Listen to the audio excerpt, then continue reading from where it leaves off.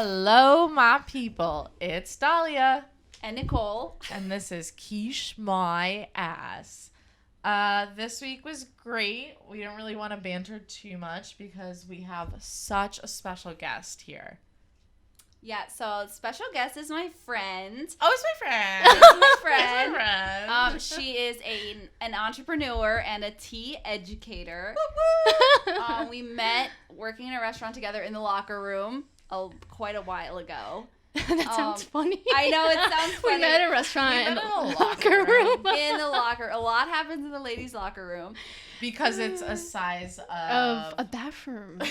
Or New York City bedroom. Yeah, or just exactly. apartment. I would say my room was probably that size. It's like 6 girls changing in one room. So Six. It was Or like... we'd be opening the door and like, excuse me, and there's someone like right behind the door and you're like smacking them with the door. And yeah, you're and they're "I'm like sorry, naked. sorry, They're sorry." like, ah. Well, you had to knock, and no one tells you that first. Oh yeah, that's When true. you're You your just barge first in the day, door you just- thinking it's huge. Yeah. Yeah, and then it's very small. But we didn't introduce our guest. We went straight to the locker room.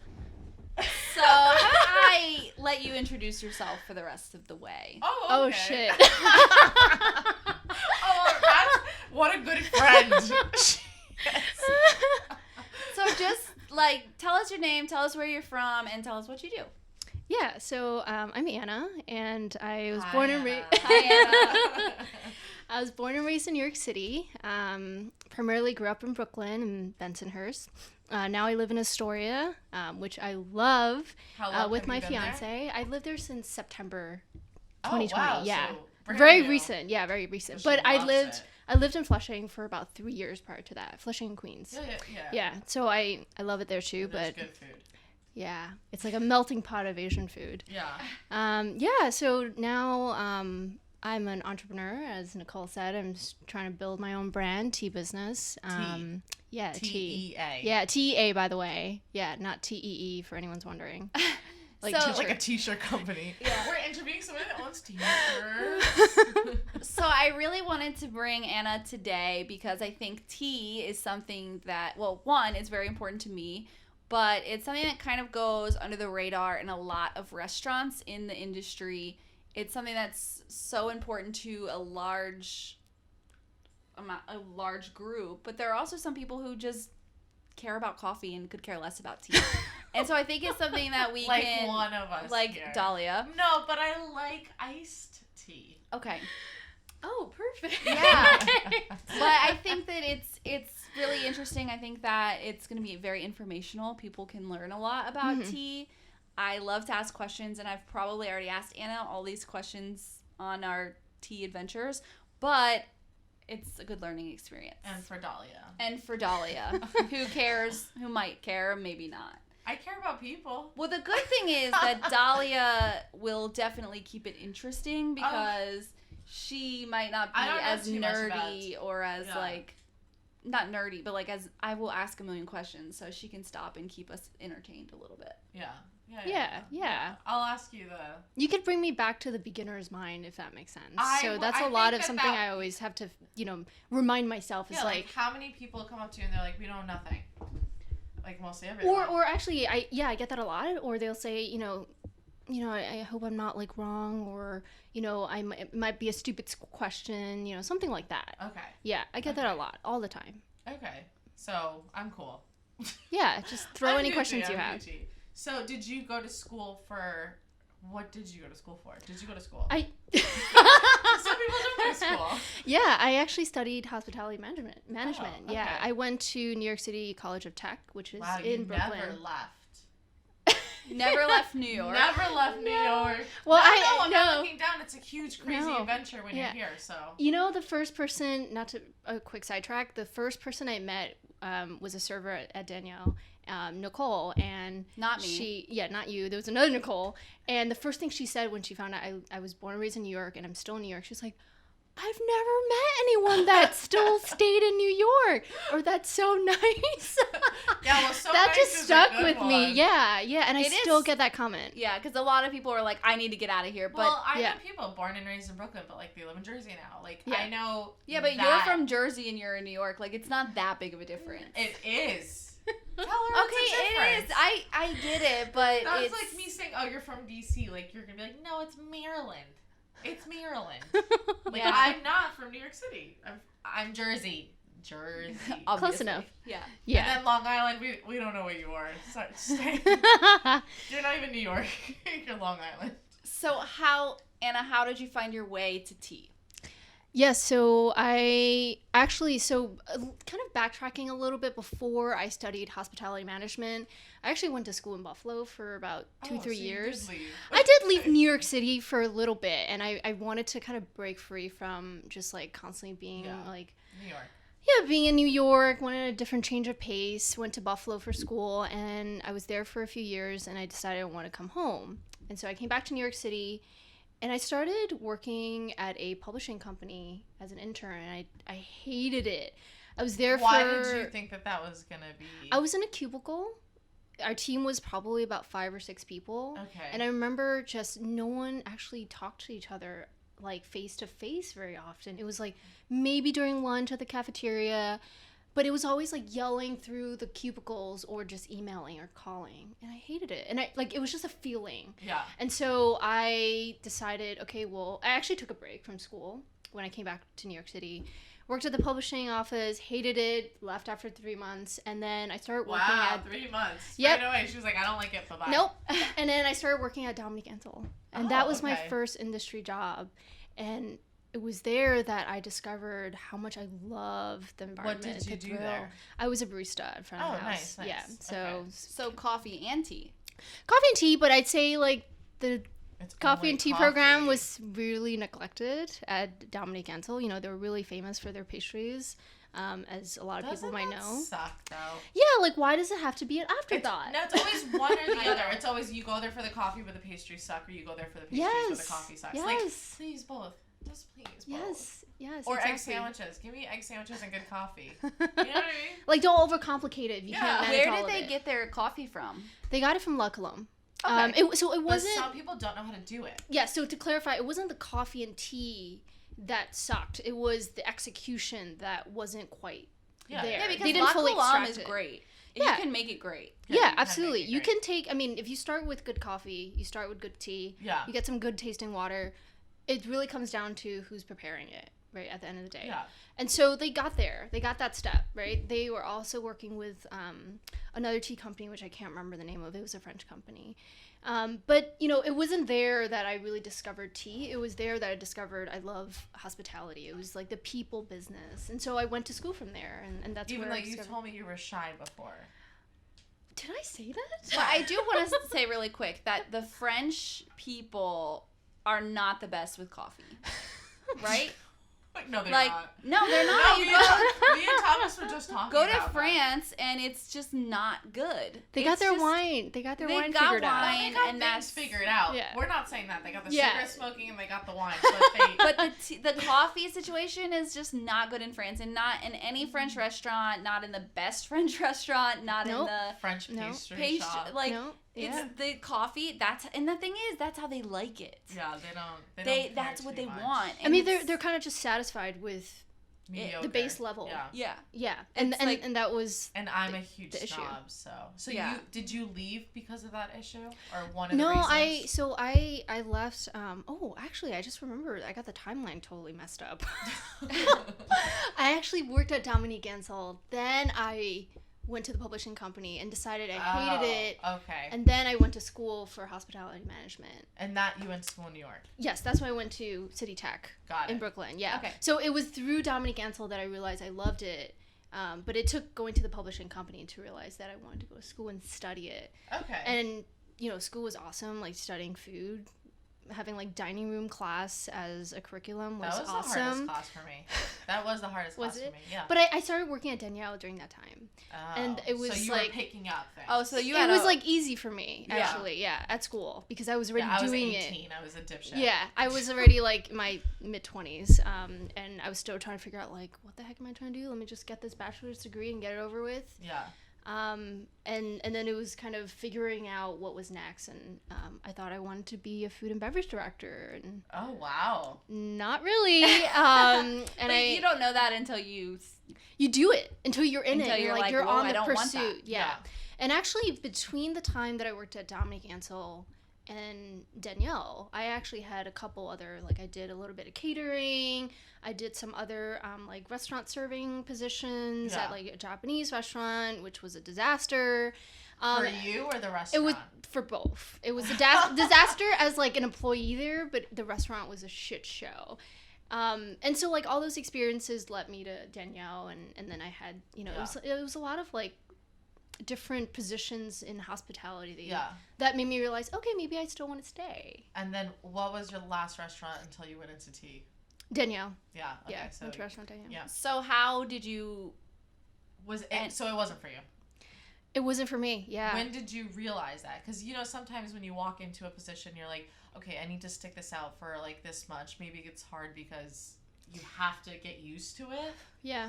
Yeah. I knew there was going to be a really like long stretch of being upset. Yeah, and like I knew there was gonna be a learning curve because it was theoretically it was my first fine dining position, and I actually felt pretty underqualified when I did the interview, but I did it anyway. I was like, you know, what's there to lose? I'll never see the interviewer again if I don't get the job.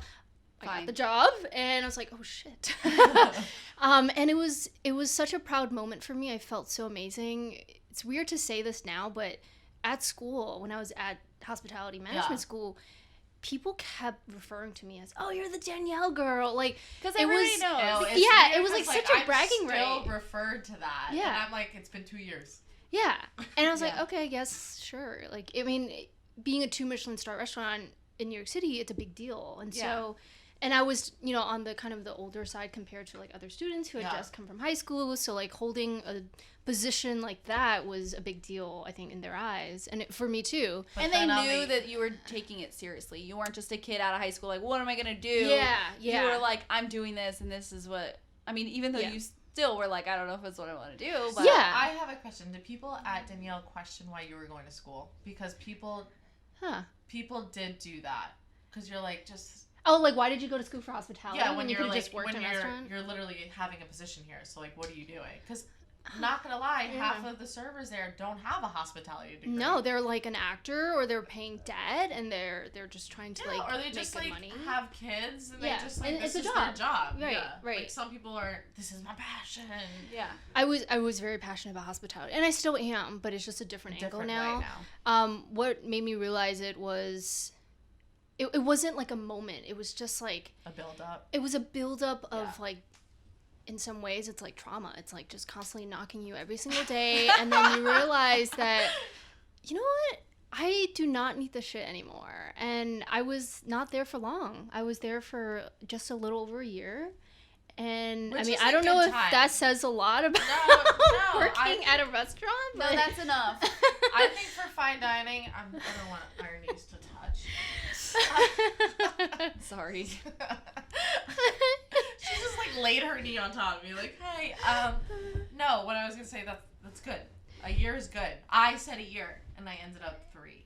Yeah, I had a lot of talks with my fiance, with friends, and it was there that I got into tea though. So it was thank you to Danielle, my job there, that the opportunities I had there at Danielle that really led me into what shined tea towards that? Well, being it's a Michelin star restaurant, you know, tea had to somewhat at least match the cuisine that was being served, right? The type of service, and so there was a lot of you know, there were people that didn't quite want to take over the tea program at one point when. We were going through a little bit of like a shuffle of like servers, runners, and busters, etc. And there was a point where there were busters. I was a buster at the time. That's the position I started out as. And someone needed to step up and take over the tea or coffee program in a way that you had to man it. So when the orders were coming in at the end of the night or throughout the night, someone needed to make those orders. And no one really wanted to do it because it was a shit show in there. It was a tiny little space. They made it bigger, but yeah. Oh, shit. They did. They expanded that room. I know they went through some renovation, but like the tickets are coming out. It's like doing the first turn. It's like 9 p.m. The captains are running in here like, where the heck is my coffee? Where's my espresso? No one's making it because there's one buster running around in the dining room trying to deliver. And it was the buster's job to do it? Sometimes it came to the point where it was one buster doing the preparation of the coffee and tea, and running the drink sometimes, because you would get to the station and there's no one there at the station. Like, where's the captain? Where's the assistant captain? Where's the busser? They're all on the floor. They're on the floor, or they're running around getting something, putting out some the fires. Or looking for something. Not literally, but, you know, and... Or maybe. Yeah, or the whole team would be there, but yet you would still have to run the drink to the guests. And so it was those nights that made me realize, the good side of it was I was exposed to really good tea. And I was exposed to a level of tea service that I had never experienced working in a cafe or working in catering even, or the crazy Japanese restaurant I worked at before. And so that started to pique my interest. And then the trainings we did with In Pursuit of Tea, I still remember there was one training, actually it was probably the only training I sat on, but I still remember nodding my head to, like, when they were talking about jasmine green tea. And what was running through my head at the time was, how can it's possible to have a job in tea? Like, whoa, this person, it was just this connection that I felt with Sebastian, the founder and owner of In Pursuit of Tea. And I just felt this connection with what he was saying, even though I had no knowledge of tea. Did you drink tea at home? No, Never. I before. never. Like, family doesn't drink tea? No. Now my dad started drinking tea. I don't know how, but Right. I didn't get him into tea. Oh, you didn't? I didn't. He just started drinking it after I got working in tea. But no, my family never drank tea. The only time I had tea was when I was at a dim sum restaurant, which is like the Chinese, it's like a Chinese tapas. So it was just like, it would be around, but it wasn't like a part of your family ever drinking tea. No, That's I didn't grow so up with crazy. like a long history of tea drinkers. Okay. Or no one's making tea back in China for me, like none of that. Or Did your family drink tea? My mom, we drank iced tea, like a lot of iced my tea, dad but drinks that's it. tea. Like, he gets it from different places to drink it. But I love, obviously, I brought you here. I love tea. But that's really fascinating. I kind of assumed, and I know because a lot of your family is, you said, in China. Yeah, my family's from southern China. Do they drink tea and like do? Yes. Those I would okay. think that So that in is southern, such- well, my family in China, not really. Oh, But no, people in southern China, That's what I was there is a wondering, because I population for know sure. that they definitely drink a lot of tea there. yes. There's certain oolong teas, for example, that are being produced in southern China that's very famous and iconic. I like But- oolong. Come up Oh with no! those. Sorry. Oh no! Sorry.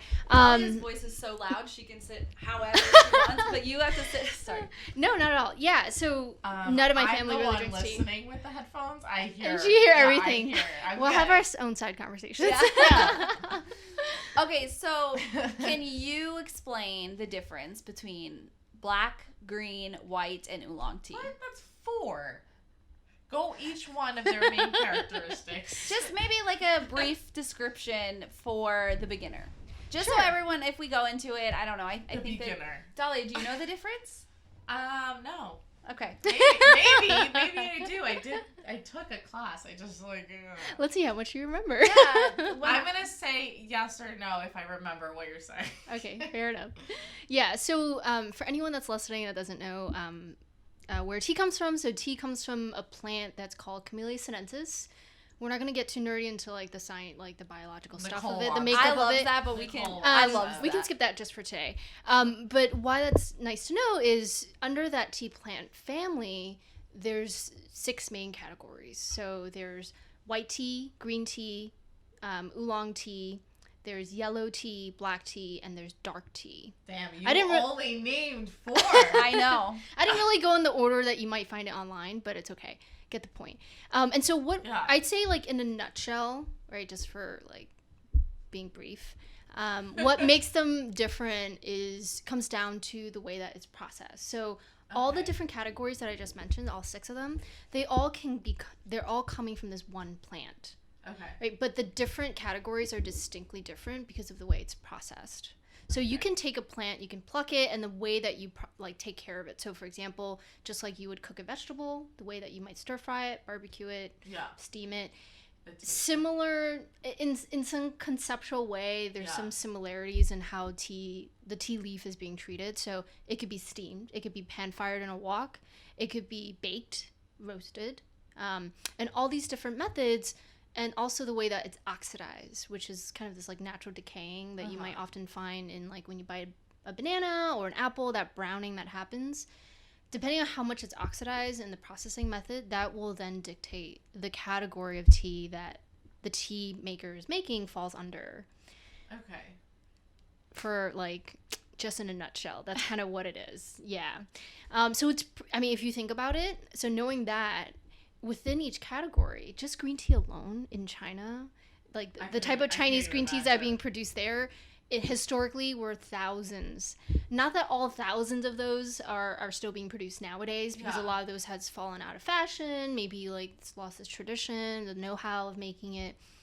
But just green tea alone, there's thousands, hundreds, thousands of different types. Yeah. And we're not even talking about like you know, dark tea, yellow tea, you know, Just white green, tea. Yeah, the just green tea alone. category. Yeah. And it's not just China that makes tea, right? There's a lot of different countries around the world at this point that makes tea. So Yeah. it's a very fun and vast category, and I think that's really what keeps me going. Like the more I learn, the more I'm like, oh shit, like there's more. There's more. Yeah. How do you retain all of that information? I mean, but that's what you focus on, so I guess that makes sense. Like, Is it constant research? Constant research, constant reading, constant talking about it, sharing it. Sharing and writing is definitely one of the best ways to retain information. I guess that's why they make you write all the time when you're in school. I don't know. But yeah, like just, but I would say that for a long time, and a lot of tea people feel this way too, is we struggled, or we maybe still struggle with feeling like we have to know everything just because we, you know, are tea enthusiasts or we work in tea, that we are the authority of tea for every category, every topic possible. Yeah. And that is something that as a tea professional we have to kind of shed, that like we don't need to know everything, right? As a chef, like you don't need to know how to cook every cuisine out there. It's okay. Or even as a sommelier, people have certain regions that they know more about than Absolutely. others. Yeah, so specialties. Yeah, absolutely. So what would be your specialty? Ooh. Sorry, That was cute. I liked that. What's your specialty? She like widened her eyes when she said that. Yeah, I was like, oh my gosh, I didn't even see that coming.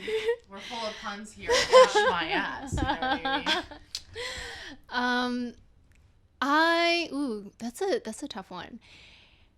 I don't know if I have like a specific specialty like category per se, but I tend to gravitate towards teaching and sharing tea to an audience that is relatively new to it. Okay. So we can geek out about tea, but I think generally speaking, I want to create tea in a more accessible way, like tea education, tea knowledge, and tea experiences for more of a wider audience.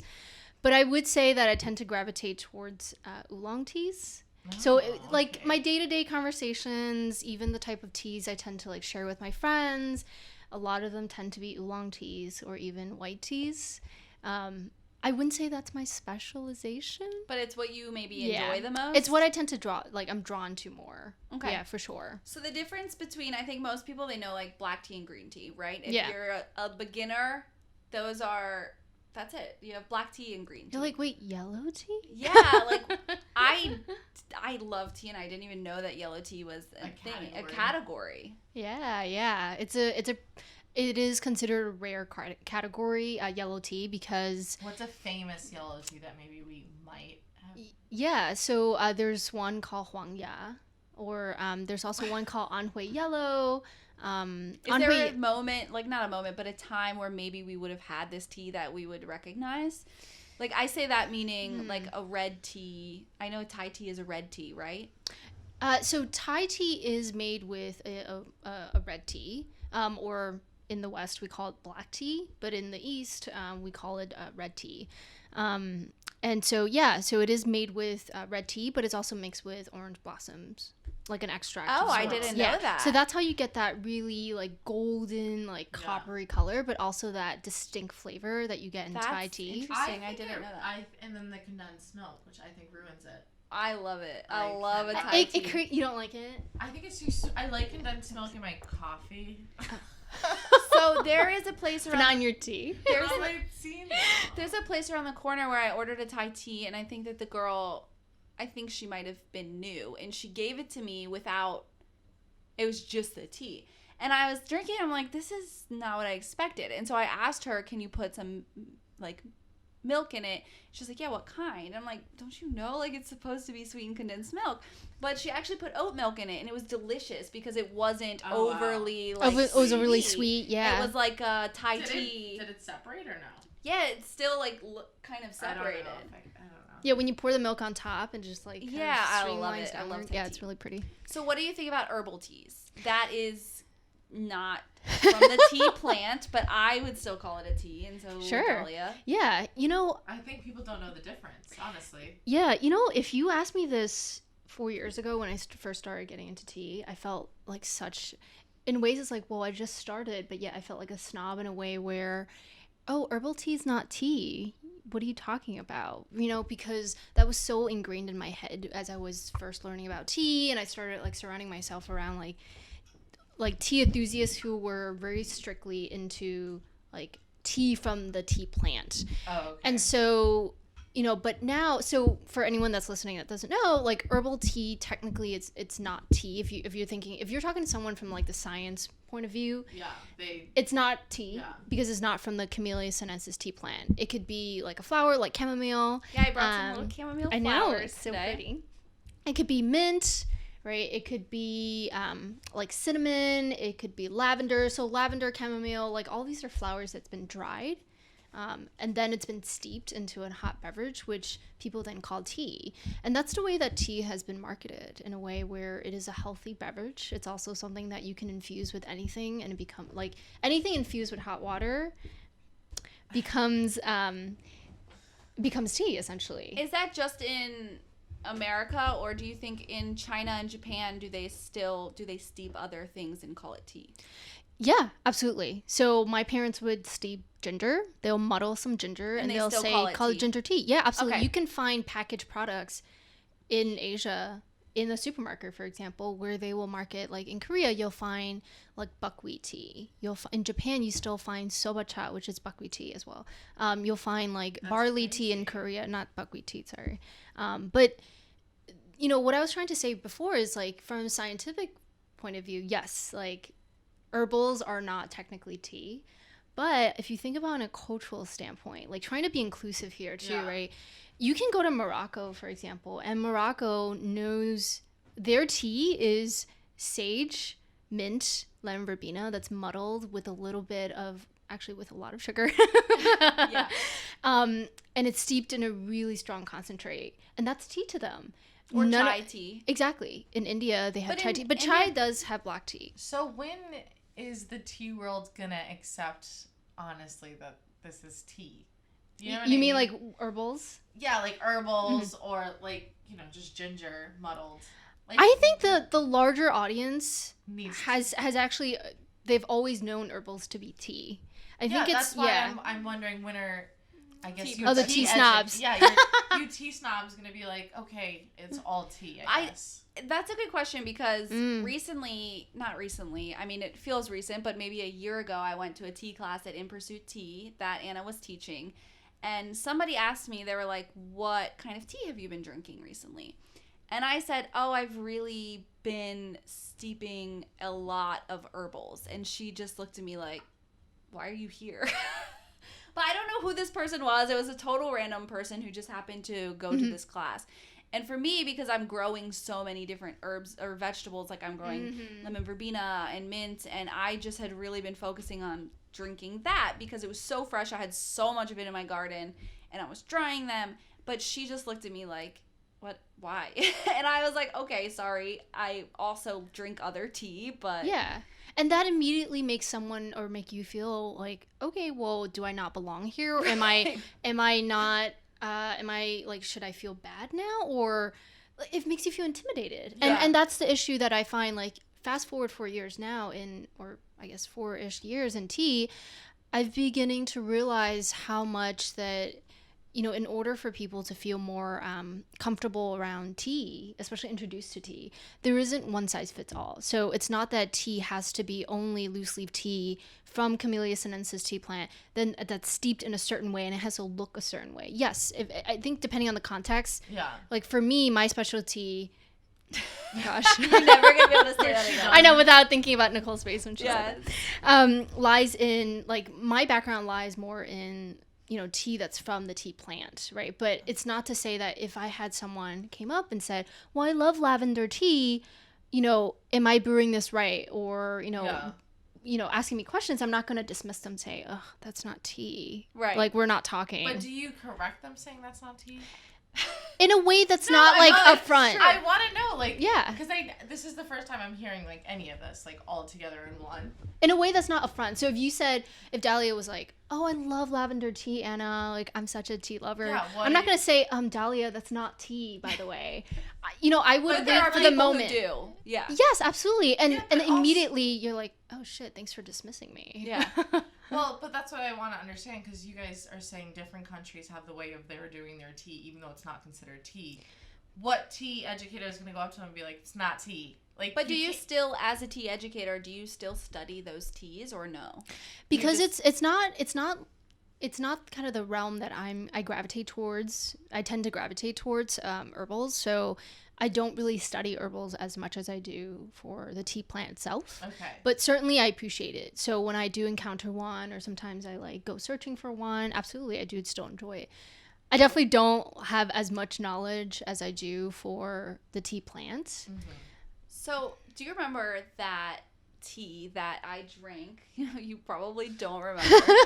But when I went to that last tea tasting before COVID, and I think The it was white tea? The white, what was it? Wow. High Mountain. Was it Himalayan High Mountain? white. The Himalayan white. Yes, That I sounds remember. good. I have been thinking of that tea since that day, and I love it. And I actually. haven't. No. Do you? Oh my I gosh! wish Oh I my don't gosh. even have that at home. But it was so expensive. It's like $80 for 4 ounces. Yeah, it is a pricey one. And so I never bought it, but just recently, Thomas was like, "What do you want for your birthday?" And I'm like, "Oh, maybe I should ask for this really fancy tea." But What was the most expensive tea you drank before? oh, and what made it expensive? Oh. Ow! Well, as a disclaimer to anyone that's listening to, that is a tea lover or trying to get into tea, is that price is definitely not like a factor, or it is a factor in terms of quality and to some degree, but Okay. definitely don't get caught up on the price of tea when you're searching for quality tea. Okay. Yeah. Okay. So Thank you for that. yeah, not at all. Yeah, I always want to say that because it's very similar to other beverages where people are constantly chasing like, oh, it's expensive. Oh, it's old. good. It must be really good. And you're like, well, there's a lot of other factors at play Right. here. I'd say I can't remember teas I've had with other people because sometimes you don't ask them like, oh, how much is this tea I'm drinking? Yeah.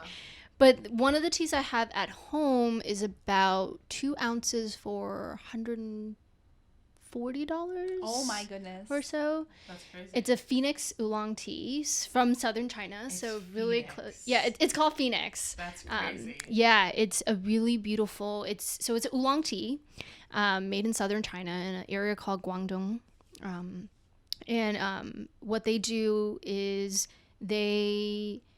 this tea is categorized by Phoenix because within oolong tea, because it's really prized for its fragrance. So fragrances for Phoenix oolong teas can range from like magnolia flowers to like peaches, like fruits like peaches to like almond. Okay, It, like it a just kind of light range. smell. It's actually a really intoxicating fragrance. Oh, Yeah, you immediately recognize it when you smell a Phoenix Wow, oolong. I want that. And it's definitely a really prized tea. There's a lot of different reasons. One being that this tea, one of the highest quality versions of Phoenix oolongs are made from a single bush, so a single tree that's been growing for probably a really long time, sometimes hundreds of years, or Wow. a single garden. So when you think about it, there's really not a lot of tea leaves that's being produced in one tree. Yeah. Or even one bush. garden, one Yeah. bush. Yeah, exactly. And so that's the standardization that they have for this type of oolong tea. And, definitely that is one of the determining factors of what makes it so prized and expensive, amongst other things like economics. Yeah, and so what's the process? Sorry if I asked too many questions. What's the process? Point of this freaking I know, podcast. but- like, what do you mean? What's the process of picking the leaves and getting them to a consumer standpoint? Like, what does the person have to go through to make this happen? Do they just pick the leaves and immediately dry it, or I mean, I guess every tea's different, so. Yeah, every tea is very different. Every tea region in the world is going to produce tea very differently.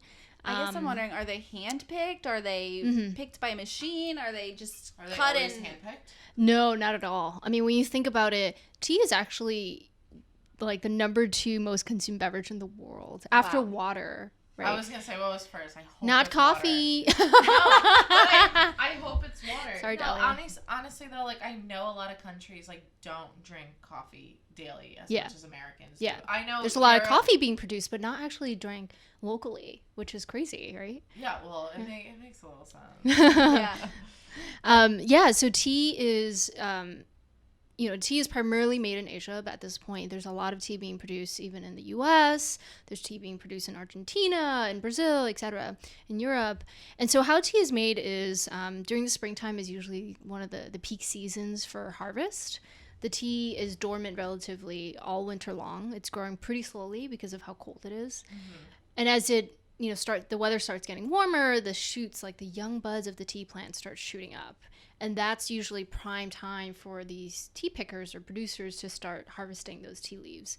Once it's picked, there's a really short window with what the producer has to work with. So unlike coffee, where the coffee beans can go from green beans, like green coffee beans, and get shipped across the world, and then could sit in a roasting like in say Brooklyn somewhere, and then get roasted that week or A week later. a week in the later, fridge or right? something. Yeah, it can't work like that for tea. It has to go from the garden pretty much to a close by facility. I mean, I have seen tea leaves being shipped across different states, but it starts to oxidize. The tea leaves go through oxidation. The more you're bruising it, the more you're touching it, it's getting agitated. And it goes from a very fresh green leaf, which if you were making a green tea, you don't want that oxidation. Green tea is enjoyed for its that like really vibrancy, that freshness, that greenness, almost like fresh spring vegetables. And so you want to stop that oxidation. So what happens is after the tea leaves are being harvested, it then gets processed pretty immediately. From there, it goes through so many different hands. Sometimes the producer maybe is only producing the leaf, like it's just growing the tea plant, but it's not actually producing the tea to its end and then shipping it out. Sometimes they do the whole thing, the whole line. Or maybe they buy tea that was grown and then they're just the roaster. So there's so many different people at play here. But in general, I think what people don't realize is because tea, for me at least growing up, or to a lot of people, were either in sweetened tea form, in a bottle, or in a tea bag. There's not really a lot of question as to peach Snapple. ice Yes. tea. I love Snapple though. I'm not gonna lie. I never liked Snapple. I don't like the Not anymore, but Yeah. it was. But you used to? Oh my gosh, I drank so much. of it. Arizona's. What about that? Oh, I did drink that too. I liked I think Arizona everyone too. likes Yeah. Arizona. Yeah. What's your favorite Arizona? The regular. I like the regular too. I like the regular. The regular's green tea, right? Just green, yeah. Or Is it? regular iced tea. No, that's what Oh I was wait. wondering. Oh no, not the green. Wait, is it? I like the one in the green can. Yeah. Okay, the green can. Yes. Whatever the green that one can. is. Yeah, I the green think that's can. regular. I don't think that's a green tea one. Oh, I don't know. I just drank it. so. See, I I never Arizona's all questioned. green tea. Mucho mango. That was I never mine. That's yours? questioned. Mine was mucho mango. I also have another crazy question. Yeah. Does each category's tea expire in a different way? So the shelf life for tea is generally 6 months to a year. That's all categories. But most Generally, people buy generally. tea and leave it in their like For cupboard for years. years. I'm Asian. 6 months to 1 year? 6 months to 1 year, but Oh, okay. but. So if we're talking about fresh green teas, right? That doesn't go through any oxidation. You want to drink that as fresh as possible. So Okay. really quickly for the beginners, fresh green tea, you pick it and then what? It goes through a pan firing, maybe a steaming process. So China typically will pan fire the tea. That stops the oxidation. So that's what heat does. Okay. Or you can steam it. So a lot of steam teas are primarily you'll find them in Japan. So matcha, sencha, like these are different versions, or genmaicha. These are pretty popular Japanese green teas. And those are steamed. Whichever method, it stops the oxidation, it stops that browning, and it locks in that freshness that you want in a green tea. And then from there, it goes through a sorting process, just to pick out any impurities maybe, and then it's packaged and then it gets sent out. the consumer. What about oolong then?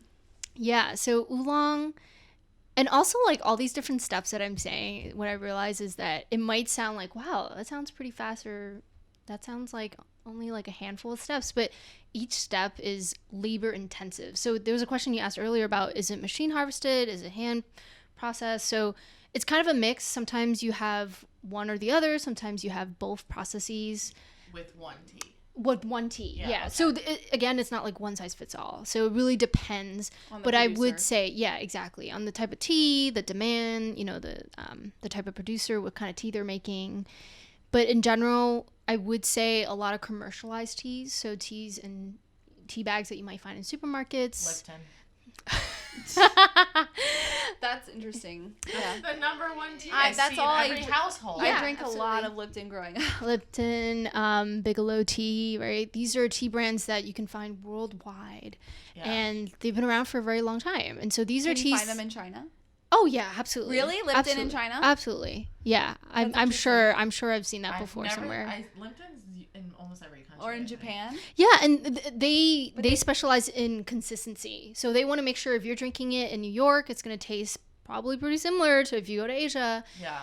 But that's their business model. But that's perhaps not so interesting So to a tea what enthusiast. is your business model for your tea? I'm trying to make sure I answer Sorry. all the questions. I know. We're bad. We're so bad. So first answer the oolong, and then we'll get to Yeah, you. that's what- Wait, I gotta get a notepad. I can give you a notepad. I'm totally kidding. I know we asked so many questions. I love it. I love it. So oolong tea is made by, instead of heating it up right away like you would for a green tea after the tea is picked, it would go through an oxidation process. So oolong tea is by definition a semi-oxidized tea, partially oxidized. So it could range pretty green. It could be like a really green, vibrant, springy kind of vegetal green tea, oolong tea. It could be also heavily oxidized, and it could be almost resemblant to, say, something like a black tea, So really where's the dark and line? rich. As long as there's oxidation, it's a oolong tea, really, by definition. So there's a lot of room to play here. And Oh, wow. a lot of tea Okay. people kind of get into debates about like, well, so is yellow tea or white tea a oolong tea because there's some oxidation there? That's a story for another day. But essentially, depending on how much it's oxidized, it's still considered a oolong tea, and the flavor will vary hugely. Nicole's gonna go back to that. I know she is. No, so I've And had that's this why- conversation with Anna before about it, where Because oolong you- is you the did widest. say that, and I wanted to be like, oh my gosh, that's like, but there's other teas that are oxidized. Oolong so. is the widest variety of tea. No, I get no. That's how I I understood thought you it. said green. So, I guess when we think about wider range, depends on what you're referring to. Are you referring to like the amount of selections you have to play with, or the type of processes? It's hard to say. It's hard to really pinpoint like which category of tea has like the most types. Yeah. Because I just don't know how many green teas there are, really. I can't even begin to name all the hundred thousands of them. But what I mean to say is that, it's not also to say that green tea, white teas, or black teas, for example, don't have this wide variety or wide range of flavors to really play around with, and that you can get.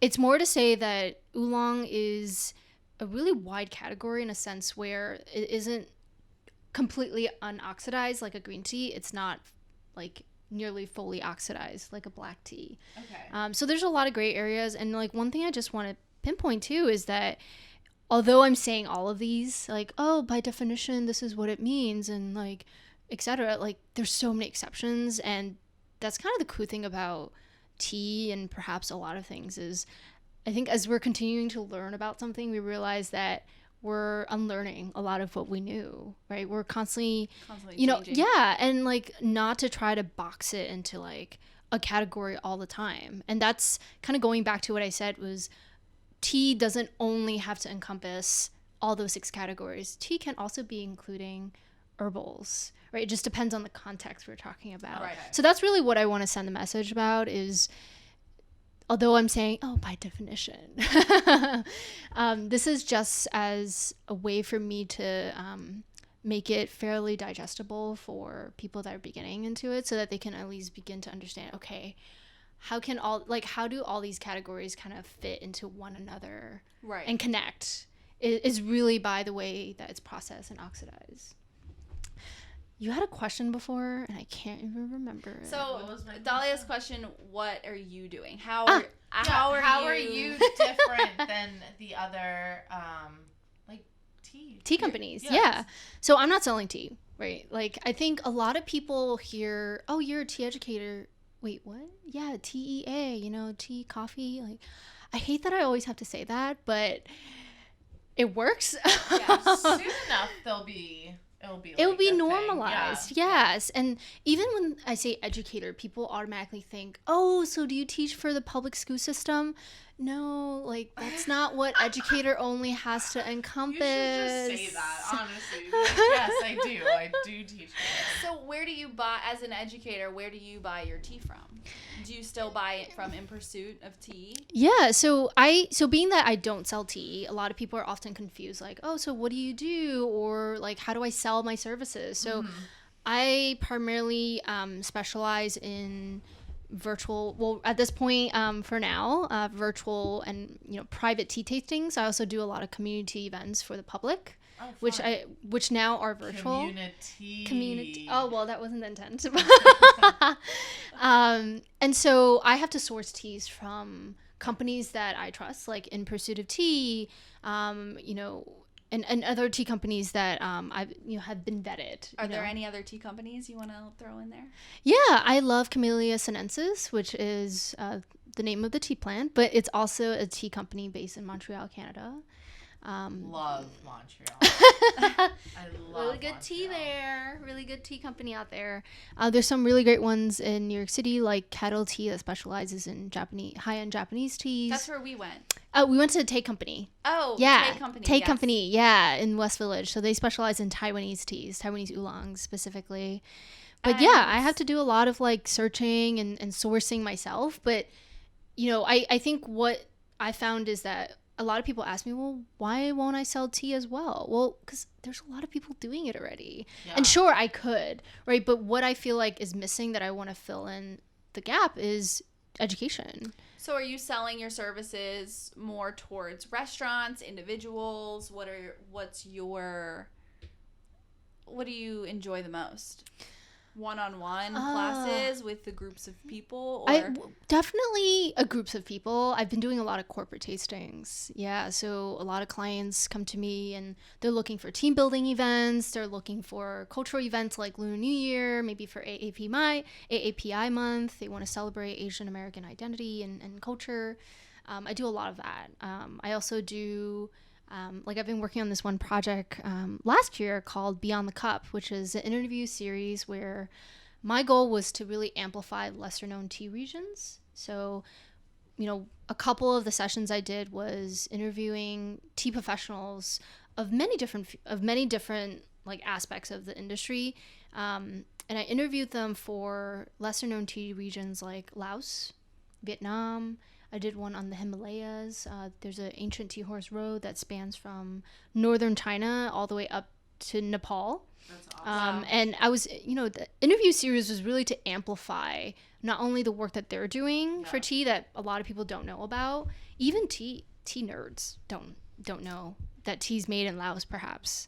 And I do it. and that was a way for me to learn. So, again, I don't know everything. So why not amplify other people's work as well?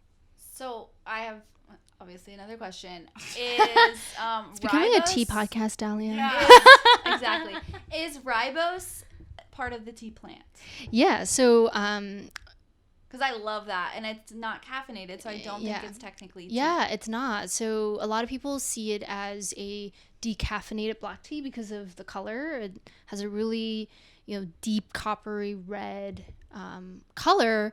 And so automatically people think, oh, it's decaf black tea. I'll have that. It's actually from a bush that comes from South Africa. And it starts out being green. When you harvest it and chop it down, it starts to oxidize and it goes through that browning process. So that's why you see rooibos is this like really red color, and that's from that oxidation process. but it is not tea, technically. Wow. If you're talking about like the sciencey part of it. Yeah, but it's really delicious. I really like rooibos too. What about hibiscus? It's really nice. It is nice, but I can't. I I struggle with drinking it by itself. It's super like in your face. Sour. It's sour. It's very tangy. Yeah. But when you mix it with some flowers, like In Pursuit of Tea has a really great one called Scarlet Glow, and they mix it with like linden flowers, marigold flowers, Oh, that sounds good. some other some other herbals, and it really it's so juicy. Yeah. It's definitely a weather for 92 degrees. So Wow. earlier you commented on how the water needs to be right. Like if you have to have good tasting water. What does that Yeah. mean? Yeah. So New York counts. This is New York City tap water count? yeah, I New York love- actually has pretty good water. It has the best water. I It really drink does. tap water, and so many people at work are like, "Why are you drinking tap At water?" Jersey, Yeah. you shouldn't drink the tap water. Okay, well, Yeah, if you're I on the have desert, to. maybe you don't want to be doing that either, because a lot of hard water. There's tons of minerals in there. Okay. It tends to. So if you think about it, tea is pretty much water, like 90% water, and same thing for coffee. There's primarily the content of it is water, and so a lot of people don't realize that. Wow, in order to get a good cup of tea, yes, you need good tea first of all, and yes, you do need to learn how to brew it properly, but more importantly, you need good water. And good water, it's kind of hard to pinpoint exactly with specs right now of like what constitutes as good water, but because different teas tend to extract differently with different waters. So for example, green teas don't really do well with hard water. So hard water is really defined by how much minerals is in your water. Okay. And that hardness can influence that flavor. It can create a lot of sharpness, a lot of astringencies, a lot of kind of like noise and distractions in the tea when you drink it. But for a black tea, because being that there's a lot more structure in the tea, there's oxidation, there's a lot more of a vigorous processing method that goes to producing black tea. It could perhaps handle harder water. But in general, filtered water, spring water, if you can get that, bottled water, not ideal, but definitely if you want better tasting tea, just filtered water is definitely going to be your best bet. I say no to bottled water, even though I mentioned it, is because They we have so enough much stuff. plastic. Yeah. But it's like if like you really need to and it's between like muddy water, well, don't drink tea with Right, using yeah. muddy water or nasty water. Like use clean water. So, Yeah. what? Do you guys want tea? Yeah, let's do it. Yeah, let's do some Munchbox. Let's do. Okay. So we call it the Munch Box, which is our segment where we just taste something and we review it and Ooh. talk about it. 'Cause I'm if thirsty. We like it. Oh, How yeah, about- we didn't get her water? by It's the way. totally cool because we I was waiting should've. for this. I put the other cup inside All that one. right. So, can we guess what it is before you tell us? Can we try? Yeah. Can we Yeah. try to make? Oh yeah. I try not to. And look totally cool if you don't like it. Like Sorry. no reason to have to drink it all. Just want to put it out there. Okay. guys. Okay. Dahlia, this is gonna be very different from coffee. It's okay. I like I said, I drink tea. I really like. I forgot that brand that has like the quotes on every little tea bag. I drink their brand a Oh, lot. Yogi tea. Yeah, I Yeah. drink a lot of yogi tea. Their blueberry detox really cleans you out. Sorry, Nicole's laughing. I couldn't. Well, So, are you surprised? I know my brother She just worked. bursted out I laughing know. and she's like, I don't know why I'm laughing. It's Dahlia. It doesn't surprise me. But my brother worked at Teavana for a while before Starbucks bought out Teavana. Uh-huh.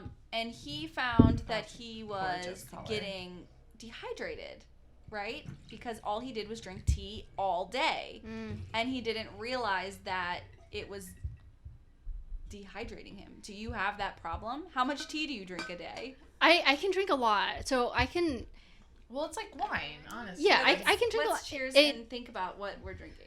Try to guess while she's answering. Yeah. Cheers. These Cheers. are cute glasses. You're a cute glass. Stop flirting with her in front of me. It's I oolong. hear you guys slurping. I'm sorry for our Oh listeners. yeah. You hear it. It's oolong. It's oolong. It's oolong. You're right? saying that only because I said I love oolongs. No. No, it's, I could have. So I took a coffee class. I think we talked about this before we started recording. I took a coffee class and we had to drink so much tea for the 3 days straight. Is this a like a one semester tea class? Yeah, one semester. Okay. It was coffee and tea. So it was, mind you, it was 3 days of tea, 3 days of coffee, and then 3 days of water. Wait. Oh. So it was a lot. It was because you had 3 days to learn everything. Wait, about of tea. water? Of water. We did a water tasting. That is so cool. It was cool. It made me realize, like, fuck you, water bottles. So, like, I'm with you on that one. Like, get yourself a Hydro Flask. I'm done with you people. Get yourself a Yeti, whatever it is. I am so done with plastic water bottles. Not sponsored. Not yet. Not yet. We don't even need a sponsor. We love you guys. Yeah, I Keep doing what you're doing because I'm so. So I immediately thought it was a white tea. By Okay, the way so walk me through. Wait, so it was oolong and then white tea. So walk me through your thought process about where that answer came from. Oolong to me is always floral. Okay. And I could just always feel it when I'm drinking it. I don't know why, but I do like an oolong. I like a cold oolong, which is great. It feels like, I think there's something for a oolong that happens like behind your nose. I don't know what it is. What? I know it's a smell. I know this. Oh, you're talking about smell wise. But I think I'm drinking wise. no, I was when like, you I don't drink feel it- anything in my nose. there's something about it. snorting You in can it. just tell it's an oolong. I don't know. Mm. So what is it? It is an oolong, So it's guys. actually Oh, we fucked up. Was it a yellow? Is it a yellow tea? No, I'm just. drum roll. So it's actually it is categorized as a black tea. Whoa. Dun dun dun dun. We are idiots. Not at all. It would never strike anyone as No, this is it a black looks tea. like white wine, guys. Yeah. Yeah. It looks Yeah, sure. exactly Absolutely. like white wine. Yeah. But it does have some like tannic on the tongue, so tannins on the tongue. So I feel like maybe that's the black. It has a little bit of that, like a little bit of dryness that you might So, get. Yeah, It's sure. black tea. So it's black tea. It's called Darjeeling First Flush. Whoa. And so the reason why actually Repeat that? Darjeeling First Flush. Okay. Yeah, like first as in first place. And flush flush as in toilet. it's spelled that way. Yes. First flush. First meaning like that's the first leaves picked of the year. Exactly. Right? Flush as in like the first pick. Oh. Yeah. Yeah, I like how you. I mean, Toilets. yeah. I mean, it makes sense the way it's spelled. I mean, I can't think of any word, any way else to connect it. And Darjeeling is referring to the region. It's the name of a place in India, Oh, okay. in northeastern part of India. Really high elevations. It's really close to Nepal. It's a really beautiful region. I've never been there. Seen lots of tons of pictures, but One they day make we'll go. amazing tea. Darjeeling black teas are one of my favorites for sure. But what's special about First Flush is being that it's a first pick, you can almost see how that really translates into the color of the tea. So there is some oxidation with this tea. However, the first pick doesn't really go through a ton of rolling.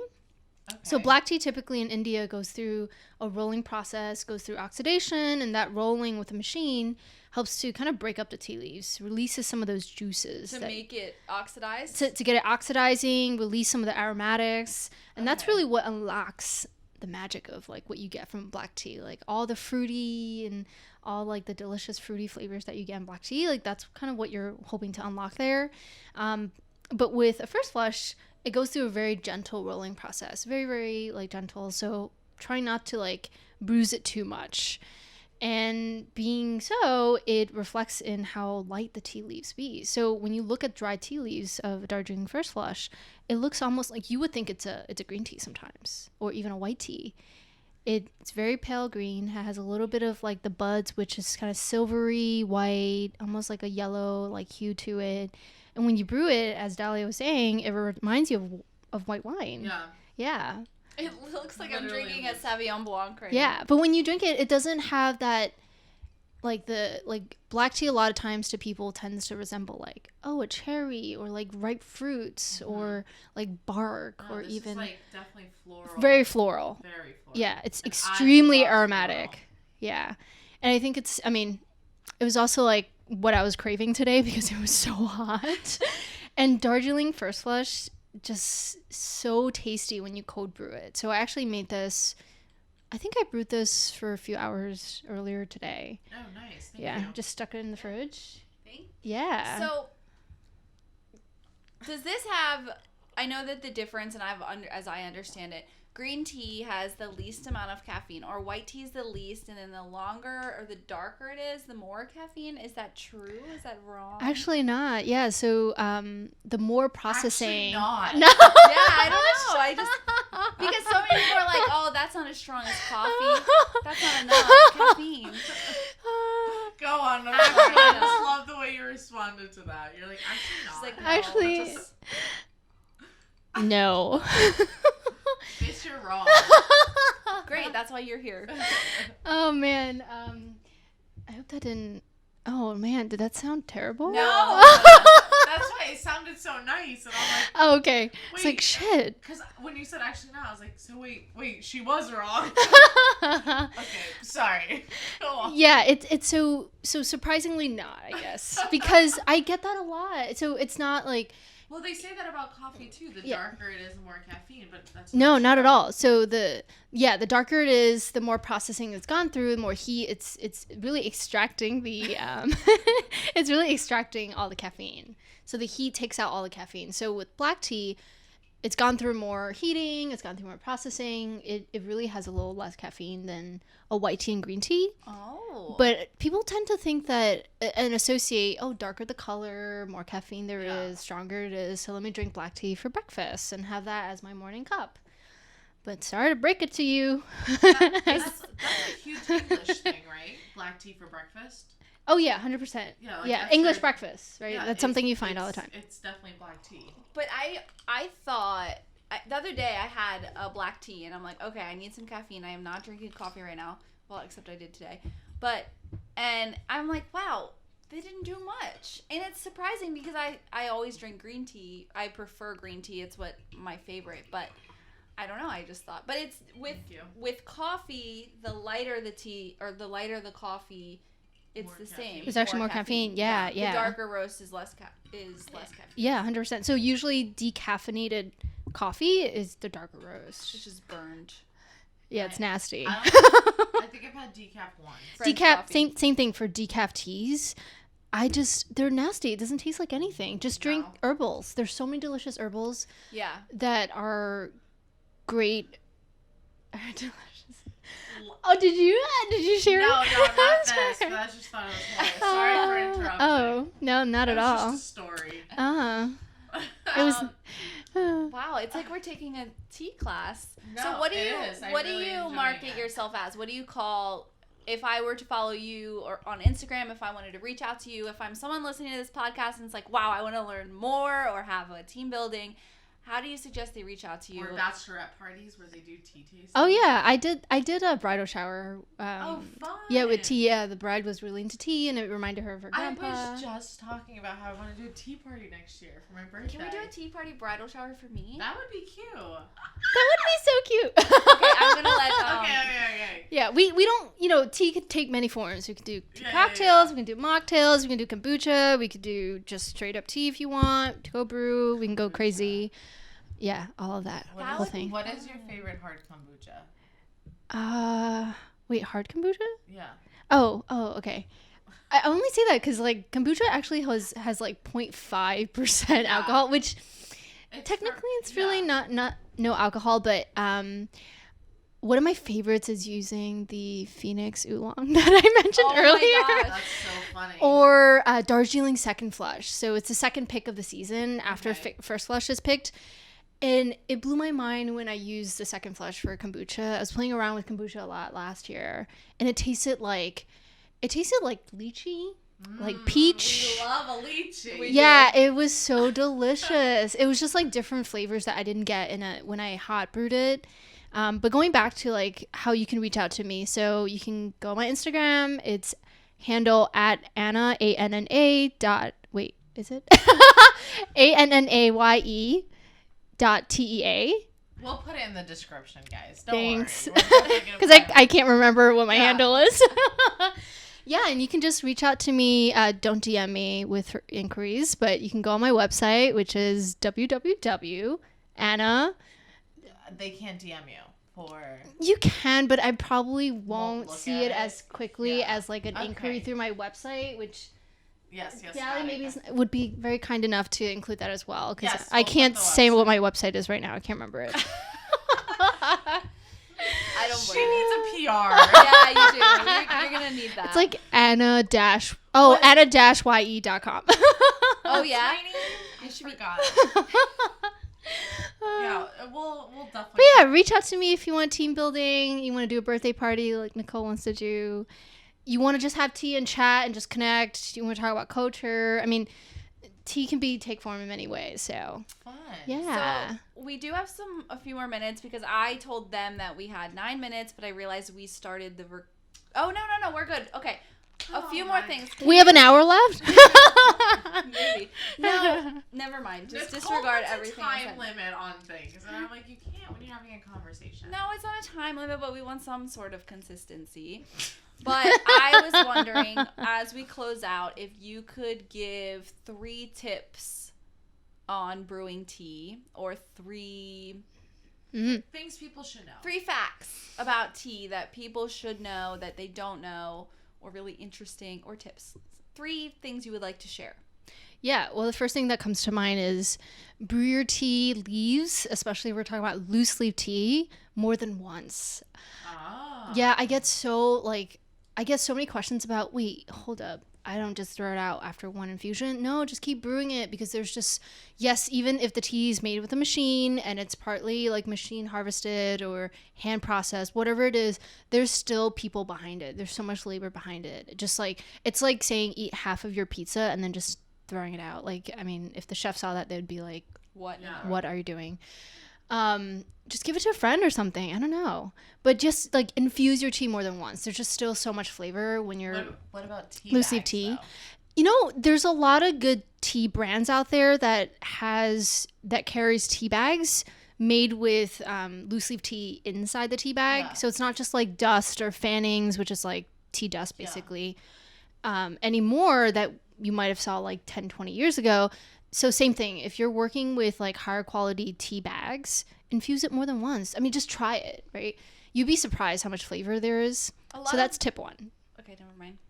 No, I'm gonna say. So the tea Yeah, say tastings it. I've done, and Anna's done for me. I've been to like Fang Gourmet, Mhm. and I just went to Tea Drunk recently.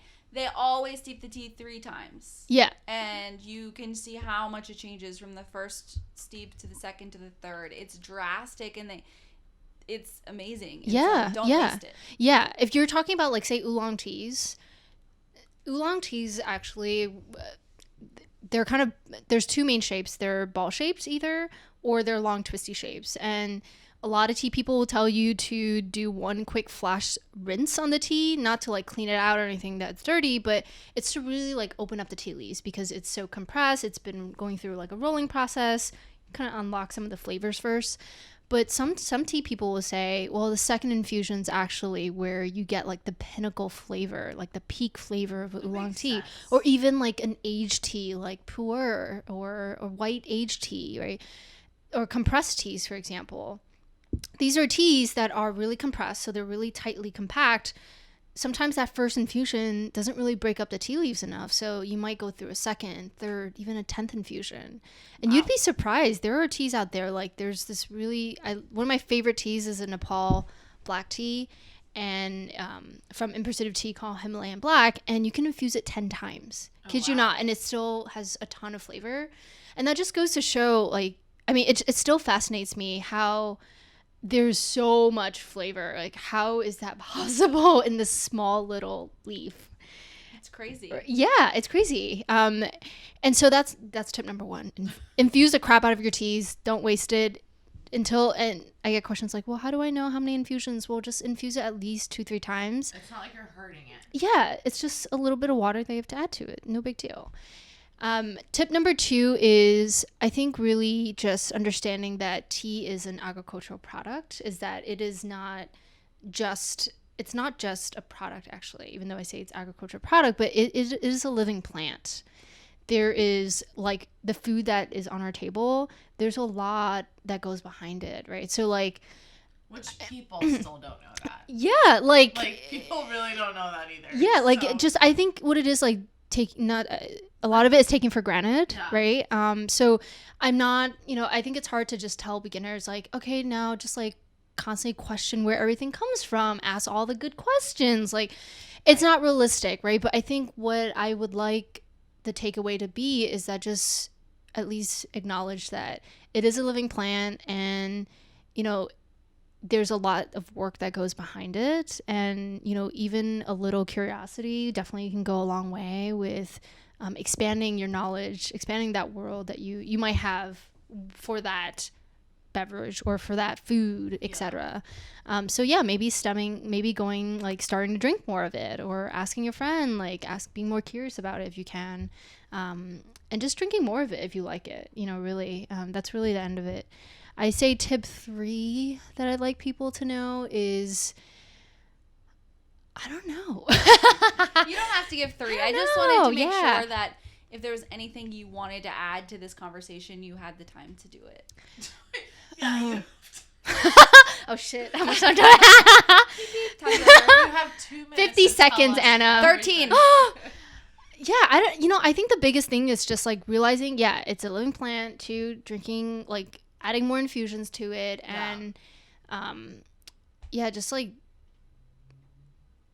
I think just I think also another thing is like not categorizing it is a really big thing for me, like not assuming that just because it's expensive it's nice, or just because it's black tea it has to taste this way, right? Like kind of being more open-minded is what I'm trying to say. Yeah. Right, just like the wines we're tasting, like just because a red wine doesn't taste like the one we had last week and it's the same place you bought it from, or you're getting an orange wine, like for me, I've had so many orange wines and not one of them has looked the same, has had the same color.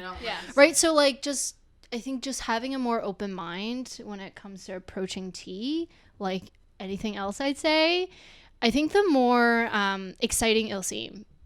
I think the more exciting it'll seem, the more like that world of tea kind of expands for you a little bit. Awesome. Yeah. And last question, how many times do you steep the Phoenix tea? How many steeps out of this expensive tea? I'm gonna be honest, I steep my tea until it tastes like water. How do you preserve the steepness, or do you just drink that all day? You know what I mean? Yeah. So what you can do is you can just leave it on the counter. Okay. Don't do this if you work in a restaurant, because that's not health code. That's not. That's what I'm asking for. An at-home tea drinker. How do you properly, I guess, keep your tea? Well, just to make sure that none of the bacteria is growing there, especially in a hot summer day. I'd say stick it in the fridge if you infuse it like once or twice, and if you like, oh, maybe I want to infuse it more tomorrow or later today. I'd say as a general rule of thumb, if it's more than an hour, just stick it in the fridge and then just hit it with some warmer water, hot water the next time you want to brew it. Okay. But generally, just steep it as many times as you can until it still tastes good to you. Okay. This morning I had done matcha, and I just left the bag in the cup on the coffee station so that like I could just come back later and re-steep it. But maybe I should have put it in the fridge. Just so that nothing funny grows in it. Yeah. Because if there's moisture sitting on the bottom of your cup and it's not like on the surface airing out, it could develop some interesting things. So that makes sense. All right. Okay. Yeah. Thank you very much for joining us. Thank you. This was super fun. Yeah, we're so glad that you came. I think the next time we get together, I gotta bring some Himalayan Oi. Yeah, well, that sounds some amazing. Phoenix Oolong. Yes. I think we need we'll to throw plan 5s. If you know what that means. I don't. What does that Wait, mean? throw 5s? Like, we'll give you money because it's an expensive Oh. Well, I have it at home, We so might it's totally need to cool. give her more than 5. Each sip you're taking is 5. Exactly. It's a saying, throw 5s. I guess it's just a Jersey Sorry, thing. joke's over. Yeah, exactly. Oh, shit. Sorry. All right, Well, thank Anna, you so much.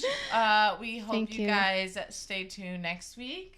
And follow us on Instagram at Quiche Mayas Pod and YouTube. Yay. And we'll definitely put all of Anna's information down in our description. Yeah. Appreciate you guys. Deuces. Bye.